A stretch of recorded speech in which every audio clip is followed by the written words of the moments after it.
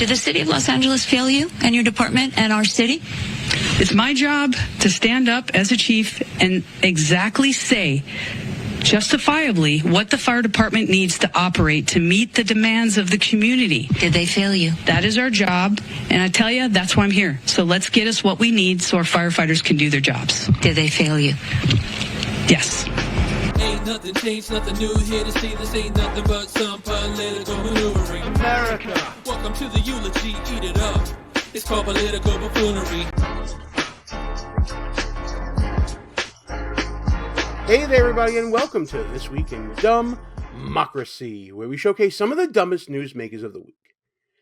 Obviously, we're going to be talking about the LA County wildfires in this video, and frankly, I've been avoiding the topic. And the reason why I've been avoiding the topic is I can't stand to talk about politics when there is a catastrophe still ongoing, where these fires are still out of control, where human life is continuing to be lost, property is lost, lives upended. It seems very crass and very crude to me to talk about politics. At the same time, I feel like we have to talk about politics because the local political figures in LA, the mayor Karen Bass, and Kristin Crowley, the LA fire chief, they have not exactly been in lockstep in dealing with this issue. In fact, they've been playing a little bit of a blame game between them while these events remain continually unfolding. So while it'd be fun to talk about Gavin Newsom and his rivalry with Donald Trump, who may have been prescient in predicting this wildfire tragedy, or to talk about Gavin Newsom trying to avoid a constituent by saying that he's on the phone with Joe Biden when he really wasn't and he couldn't get a connection, or to talk about media buffoonery in the context of this situation, there'll be plenty of time for all that. And believe me, I got the clips to go forward with that later on when we have enough removal from this situation that becomes more acceptable to talk about. But you got to talk about this situation between Bass and Crowley, because when you think about the way that government should be managing emergency situations, dire emergencies like this is the exact opposite of how to do that. We're going to look into this war of words that's been going on between Bass and Crowley, particularly surrounding the budgets and warning signals that Crowley sent to the mayor's office concerning the lack of preparedness and the lack of resources that the LAFD would have. But before we get to all that, I'm going to ask you guys, please subscribe to the channel, hit the notification bell so you don't miss any other shows. And if you like what you see here in this video, smash the thumbs up button. He didn't say it. He didn't say it. Those of you who know the show know that I'm dispensing with all of the grifting and all that other nonsense. It's not about that for this video. Let's talk about the warning signs that Crowley communicated to Bass concerning her department's readiness status. Let's talk about this war of words over budgeting and how it reached a fever pitch to the point where some news agencies were reporting that Bass had fired Crowley in the wake of comments made about how Crowley believed that the LA mayor failed this city. Let's start with this memo dated in the upper right-hand corner as December 17th, 2024, directed to the Board of Fire Commissioners from the fire chief herself, Kristin Crowley, regarding the LAFD's service impacts on operations. The summary of the memo seems very clear. It's a warning bell to the mayor's office and to the city of Los Angeles. The Los Angeles City Fire Department is facing unprecedented operational challenges due to the elimination of critical civilian positions and a $7 million reduction in overtime variable staffing hours, or overtime as they call here, V hours. These budgetary reductions have adversely affected the department's ability to maintain core operations such as technology and communication infrastructure, payroll processing, training, fire prevention, and community education. This is significant because, as you'll hear later on, the mayor tried to downplay the budgetary restrictions that were placed upon the Los Angeles Fire Department by this year's budget. I think it was something around $17 million. In addition to these impacts, the reduction in V hours has severely limited the department's capacity to prepare for, train for, and respond to large-scale emergencies, including wildfires. It's specifically referenced there in the memo. Specialized programs and resources such as air operations, tactical EMS, disaster response, and community emergency response team CERT, which rely heavily on these overtime hours, are now at risk of reduced effectiveness. All there, black and white, clear as crystal. The message here is clear. The message is that LAFD is not prepared to respond at full capacity to disasters and large-scale emergencies like wildfires. Fast forward now to the beginning of this year, and look what LA County is faced with. This memo is a smoking gun, in my opinion. When confronted early on with the effect of these budget cuts on the LAFD, the mayor, Karen Bass, had this to say. Another issue, another concern about resources and in particular staffing as well.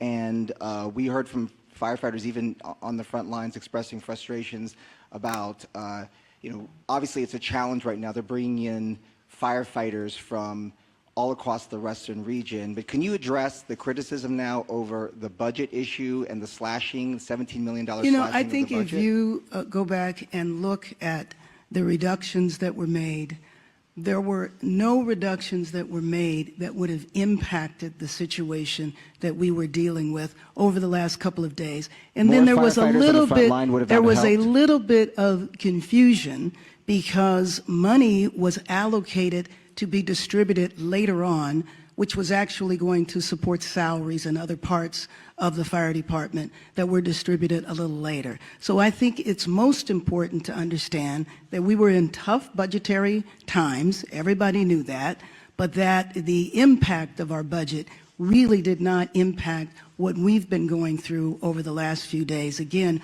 back to the unprecedented windstorm, wind at such ferocity that we haven't seen in years, is the context in which we were dealing with it. Thank you. That sounds like the opposite of what Chief Crowley was saying in that memo from the middle of December. The mayor's out here, I guess, whitewashing the situation, saying this wouldn't have made a difference. The budget being there, not being there, wouldn't have made a difference because this disaster is of such epic proportions that it really wouldn't have mattered either way. I beg to differ on that. I'll take it from the chief herself rather than the mayor. Sounds like the mayor is trying to quell any questioning of any contributory actions to this quote-unquote unprecedented situation they're facing with this wildfire. Now, as I understand things, the Santa Ana winds that we hear about every year that happen in California that lead to wildfires occurring just about every year in California, this happened in a month in January where it doesn't normally occur, but can occur. And it kind of strains credulity to me to think that LA wasn't prepared for wildfires when they break out every year. Now, if Chief Crowley is saying that we're not ready for the normal garden variety wildfires that we get every year, clearly they weren't ready for any sort of widespread catastrophe, the magnitude of which we're seeing right now. So for the mayor to come out and say things like, it wouldn't have mattered anyway, I strongly beg to differ. And in response to this, Chief Crowley took to the airwaves. I want to be very, very clear. Yes, we took a $17 million budget cut. And as we know, any budget cut would negatively impact our ability to carry out our mission. That's a direct contradiction to what Karen Bass had said earlier. I think if you go back and look at the reductions that were made, there were no reductions that were made that would have impacted the situation that we were dealing with over the last couple of days. And in the context of dealing with a wide-scale disaster like LA is dealing with currently, to have divided leadership like this is not the best way to handle things. So let's make this the question of the day. Should Chief Crowley have kept her mouth shut while the mayor was trying to say that there was nothing wrong and pay no attention to this issue regarding budget cuts that was in a memo the month before? Or was it the right thing for her to push back and stand up for her department to say, you know what? The mayor may say that the money didn't matter, but it certainly mattered from our perspective. Let me know what you think in the comments. I want to also clarify that I'm not a politician. I'm a public servant. It's my job as the fire chief for Los Angeles City Fire Department to make sure that our firefighters have exactly what they need to do their jobs. And that's why I'm talking to you today. The Palisades fire, everybody's seen it. It is absolutely one of the most horrific natural disasters in the history of Los Angeles. And even with an additional 100 engines, I tell you, we were not going to catch that fire. But with that being said, let me be clear. The $17 million budget cut and the elimination of our civilian positions like our mechanics did and has and will continue to severely impact our ability to repair our apparatus. So with that, we have over 100 fire apparatus out of service. And having these apparatus in the proper amount of mechanics would have helped. And so it did absolutely negatively impact. I want to also be clear that I have, over the last 3 years, been clear that the fire department needs help. We can no longer sustain where we are. We do not have enough firefighters. This to me is staggering to hear. The fire chief, Kristin Crowley, is saying here that, yeah, we lost that $17 million in the budget, but where we lost it is critical to the continued operations of the LAFD. At least that's what I'm hearing here. That because of those budget cuts, a lot of equipment that should be out on the street fighting this natural disaster is not out on the street. Now, it would have made some difference, and it made a little bit of a difference, who knows? But the current state of the LAFD, fiscally at least, and the cuts and the pressure financially on them seems to be breaking the department and, by extension, endangering the people of LA. And you see the results of it currently going on right now. With that, I have also requested multiple budgets, interim budgets, to show how understaffed, under-resourced, and underfunded the LAFD is. So with that, also, we have clear data that shows the LAFD needs more help. We need 62 more fire stations. These reports also show that we've had a 55% increase in overall call volume since 2010. And guess what? We're doing it with less firefighters. So with demand for service increasing in the community and a budget shrinking to the point where they're, even with this budget shortfall, even before that, they still needed at least 60 plus fire stations throughout the city and throughout the county? Really?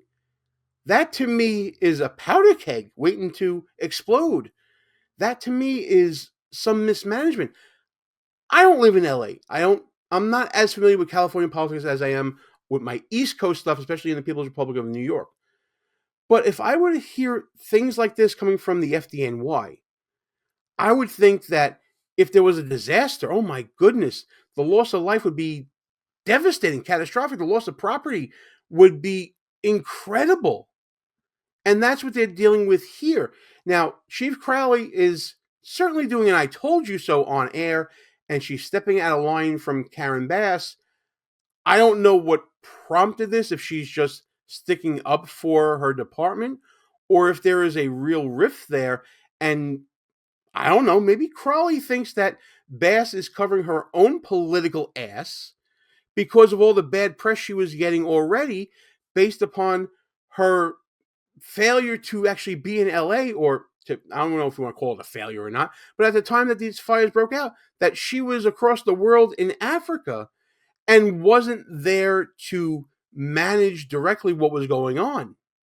Do you owe citizens an apology for being absent while their homes were burning? Do you regret cutting the fire department budget by millions of dollars, Madam Mayor? Have you nothing to say today? Can you back up, please? Appreciate it. Have you absolutely nothing to say to the citizens today? Elon Musk says that you're utterly incompetent. Are you considering your position? Well, we're waiting. Madam Mayor, have you absolutely nothing to say to the citizens today who are dealing with this disaster? And it's that sort of negative publicity, that plus now these budget revelations, plus the clear infrastructure issues with fire hydrants being empty and the water not being transported to firefighters in order to fight and combat these blazes. All of that is a firestorm of a different kind of political firestorm with the mayor, who may be looking for an out, who may be looking for a scapegoat, and that being this LAFD chief. This is why we have to talk about the politics of the moment, unfortunately, during this tragic time. Again, I hate doing it, but you gotta do it when a mayor and a fire chief are pointing fingers at each other about culpability and accountability for what happened during this natural disaster. Could it have been mitigated further if the mayor's office and the fire chief were in lockstep together a year ago concerning budgetary shortfalls and the need to continually fund the department, not only its firefighters, but its civilian population as well, the people who keep the fire department going? Seems to me that Crowley is trying to avoid being a scapegoat, possibly, and is trying to get out in front of the mismanagement by Karen Bass. That's just my opinion on the situation, being an observer of all this. But I think this clip from, I believe it's the local Fox affiliate, really exemplifies how far Crowley is willing to go to, I don't want to say avoid accountability, but to place the accountability for some of what has occurred here where it belongs. And that's, in her opinion, on the mayor. Did the city of Los Angeles fail you and your department and our city? It's my job to stand up as a chief and exactly say, justifiably, what the fire department needs to operate to meet the demands of the community. Did they fail you? That is our job, and I tell you, that's why I'm here. So let's get us what we need so our firefighters can do their jobs. Did they fail you? Yes. That is a hell of a statement from the LA fire chief. The city failed the firefighters. Karen Bass failed the firefighters. That's her opinion on this. And who am I to disagree with it, given that we saw her sound the alarm bells about the budget before the fire happened? At least that's just my opinion on this whole video. I don't know if you can tell, but I've been very uncomfortable talking about this because of the timing of all this. But Karen Bass and Kristin Crowley, they kind of forced the timing on us. Now, currently, they're playing nice with each other, even though there was at least one news report from the Daily Mail that said that Crowley had been fired by Bass. And maybe that happened, maybe it didn't. I don't know, but they seem to be working together hand in hand now. At least there are no more interviews or no more any sort of blowback between the two. But again, that will probably work out into the wash. And given what we have right now, I think it's worthy of the discussion. So let's get into the comments together and discuss what you think is going on with the management or mismanagement of the LA County fires in the municipal level, at the LA County level. Let me know what you think, and as always, like and share this video with your friends, subscribe to the channel, hit the notification bell so you don't miss any other shows. Let me know what you think about this video and all the other shenanigans and buffoonery happening every day this week in DUMBmocracy.